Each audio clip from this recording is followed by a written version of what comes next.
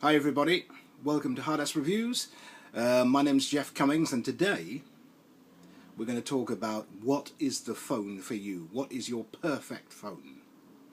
Now, I don't know whether this is a fact that just appears on the internet but let's just throw this fact out that most people, most individuals only ever use 30% of what their mobile phone can actually do, their smartphone.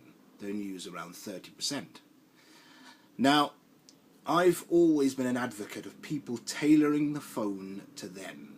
Now, whether that's a flagship, mid-range or entry phone, you tailor the phone to yourself. Now, we have a problem in the world at the moment where everybody wants the trendiest model. So you have the Samsung Galaxy S7, which is perceived as the top model at the moment, alongside the iPhone 6s or 6s Plus. Now, there are many people who don't buy flagships. They're not interested in flagships. Maybe they're fine with a mid-range or they're fine with an entry, depending on the person. I believe that smartphones should be available to everybody, no matter what age. So whether you're a young teenager or whether you're in your 80s and you'd like something maybe so you can get the news, because society is changing. People don't buy newspapers the way they used to. Most people now will get their information via the internet in some shape or form. So let's talk about flagships. I have a problem with flagships. I have a problem with flagships dominating conversations, dominating YouTube reviews, whereas mid-range or entry get very little airtime. It's all about the flagships. What if you can't afford a flagship? Which is highly likely. Most people can't afford £700–800, for a flagship phone. Most people can't afford that. And even if you could afford that, that doesn't mean necessarily you have to pay that, or it doesn't mean that you actually need that model of phone. Now, there are geeks and tech heads out there, and I count myself among those. I love technology, absolutely love technology in all of its forms. But I very rarely use flagships. At the moment, I'm using an iPhone 4S, which is what I am shooting this video on right at this moment. And I've had various flagships recently. I've used the HTC One M9. I've had the HTC One M8. I've never had a Galaxy S7. But let's talk about flagships and what flagships offer. Because I find that there are too many gimmicks on flagships, and people are being charged immense amounts of money for gimmicks. Now, there are two that I have a big problem with, and I shall concentrate on those two. Let's concentrate on heart rate monitors to start with. I've never ever seen the point of a heart rate monitor on a smartphone. I think they are gimmicky and I think they are ridiculous. Now, you go to the gym and you take your phone, you take your Samsung Galaxy S something to the gym and you monitor your heart rate in the gym. And it says, oh, well, your heart rate is 20 points above what it should be. So you're running in the gym and you're thinking, oh, my heart rate's a bit high. So you go to your local medical centre, and what would your medical centre do? You go and you speak to a nurse practitioner or a doctor, and what's the first thing they're going to do? The first thing they're going to do is they're going to ignore your phone, and they're going to conventionally take your heart rate or your blood pressure. With a blood pressure cup, they're going to monitor your heart rate in the conventional sense and use the blood pressure cup to test your blood pressure. They're not going to say, hey, pass me your Samsung Galaxy S something, let me look. Oh, I can see that it's 20 points above there. I think I'll write that down on the chart. So it makes no sense, and there is no medical validation to having heart rate monitors on smartphones, because they aren't all the same module, for starters. They'll all have differing modules depending on the phone, and they're terribly, terribly gimmicky. And who wants to share their heart rate with their friends? Is that something people do now? You want to share your heart rate? Why would you want to share your heart rate? It doesn't make any sense, and I think that's a terrible thing that's been put on phones, and people buy it and they say, oh, there's a heart rate monitor. What the hell do you need a heart rate monitor from? If you think you've got a problem with your heart, go see your doctor. If you're in the gym, a lot of cardiovascular equipment in gyms monitor your heart rate anyway. So if you get on the treadmill or if you get on the cross trainer, they will monitor your heart rate anyway. So your smartphone, using your smartphone doesn't make any sense. In fact, it's ridiculous and it's gimmicky. My second problem I have is fingerprint scanners.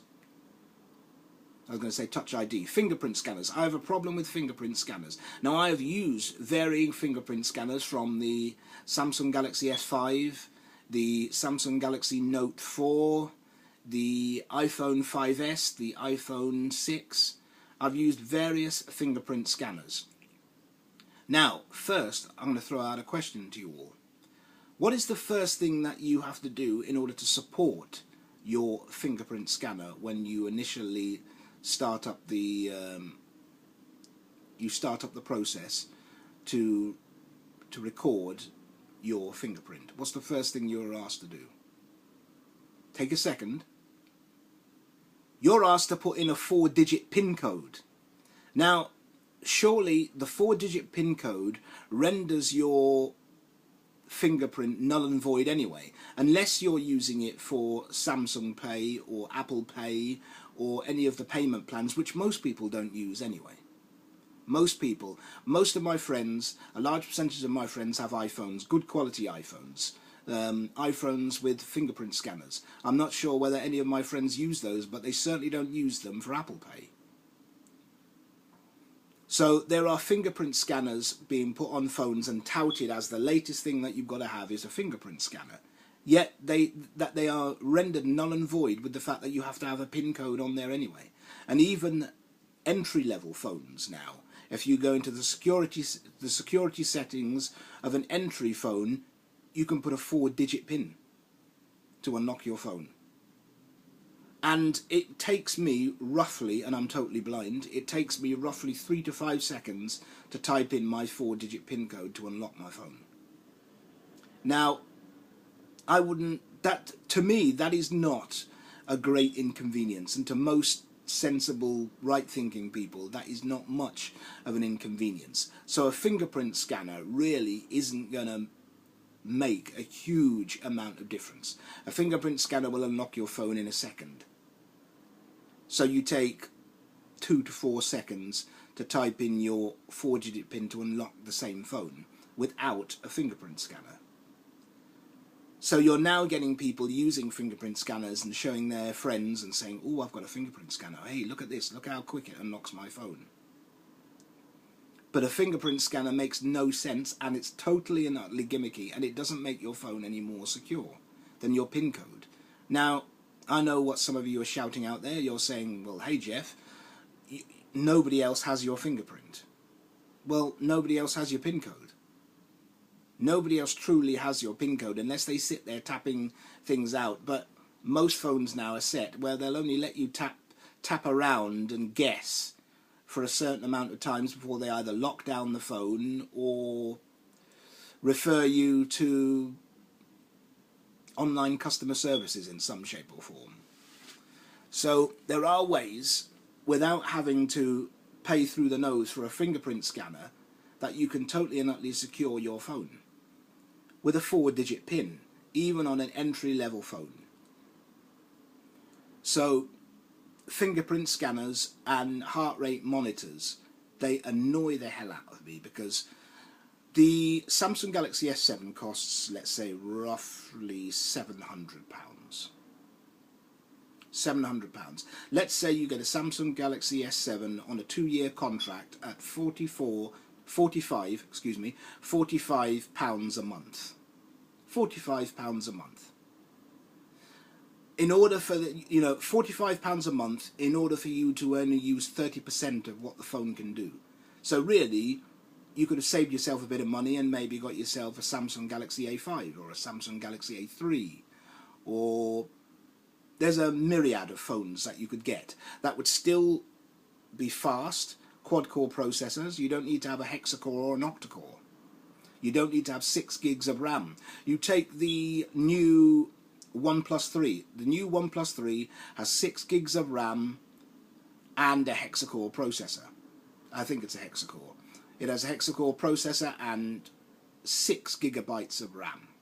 6, everybody, which is ridiculous, considering that iPhones struggle to get past 2 gigs of RAM, because they concentrate firmly on the optimization and not the ridiculous amounts of power that you can punch out of a phone. 6 gigs of RAM, so you can do Facebook on a phone, on your previous phone, which was maybe 2 gigs of RAM, which you used to go on Facebook. So 30% of what your handsets can do, yet flagship phones are pushed and pushed and pushed to the public.